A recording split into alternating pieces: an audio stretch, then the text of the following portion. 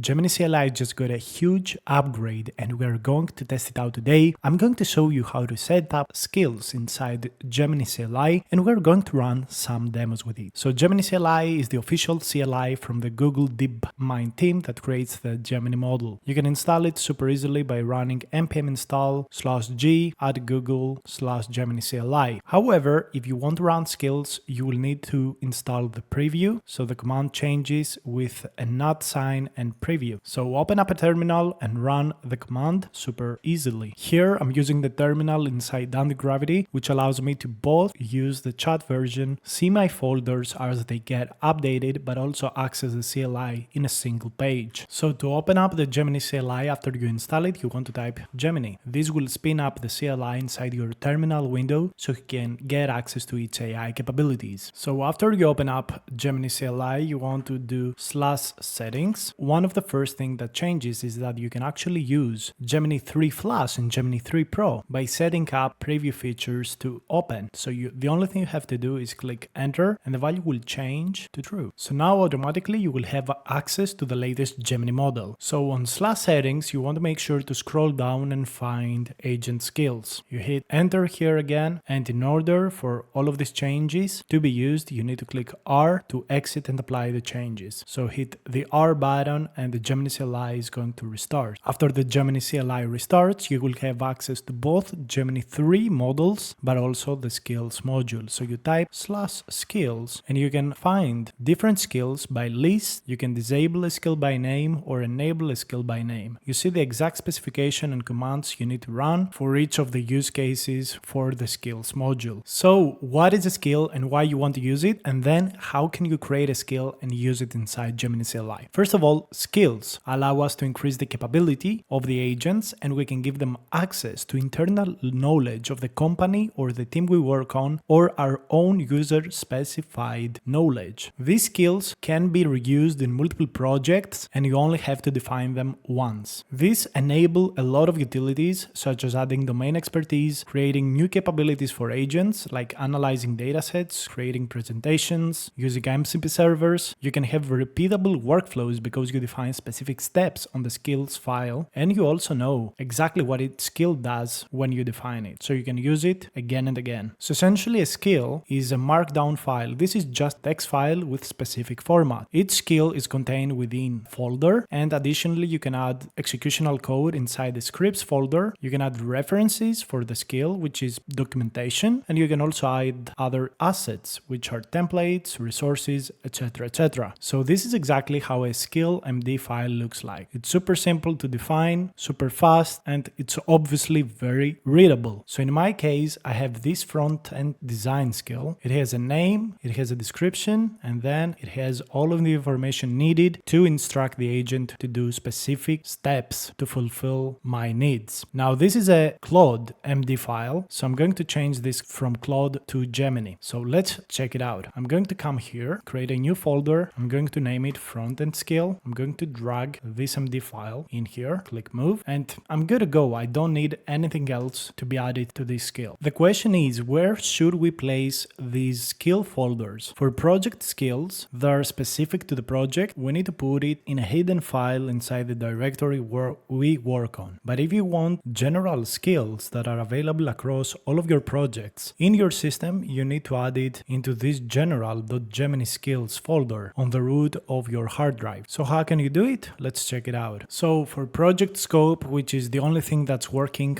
for me on Windows, you need to create a folder in your directory that is .gemini/skills, so another folder, and all of the skill folders should be placed in there. Again, skill folders. Each skill folder inside of it will have a skill.md file and whatever else you need. So open up the terminal, click skills reload, and then /skills list to see all of the available skills. Then what you want to do is go /skills, enable, and give it the name of the skill. In my case, this is front-end design. So I'm copying this, pasting it here, and we're ready to go. So the application I'm working on right now is this sacred dialogue chat where you can talk with the Bible or other religious texts. So by looking at this, I could very easily see some changes that I would like to make, like creating a beautiful layout. One of the things that Gemini CLI just updated is the capability to add images to the CLI. So by referencing an image, the CLI can actually do the changes for us. So let's type a message. By clicking Alt-V, we can paste the image inside the Gemini CLI and we can prompt it. So what I'm going to ask it to do is make a nice looking border around the chat interface of my application. Now Gemini will start working by using the Gemini MD file that I have defined previously, and also the new skill file that I enabled for this specific use case. Always make sure to use skills that are relevant to the task at hand. In this case, we're doing front-end changes, so a front-end design skill that I have personally specified and worked through the whole project with is very, very relevant. So Gemini CLI is going to instantiate the first request. It's going to explore my code a little bit because I've never used it with this code base, and it's going to begin working on the task. So Gemini CLI is going to ask us if we want to apply the changes. By clicking Ctrl S, we can see the exact changes that are going to happen. We allow the changes and we're going to get the new development and the new card layout and visual layout ready for us. To not waste your time, I'm going to jump to the result just for demonstration purposes. So the update was done. Let's check out the result. And we can see it has a beautiful bold,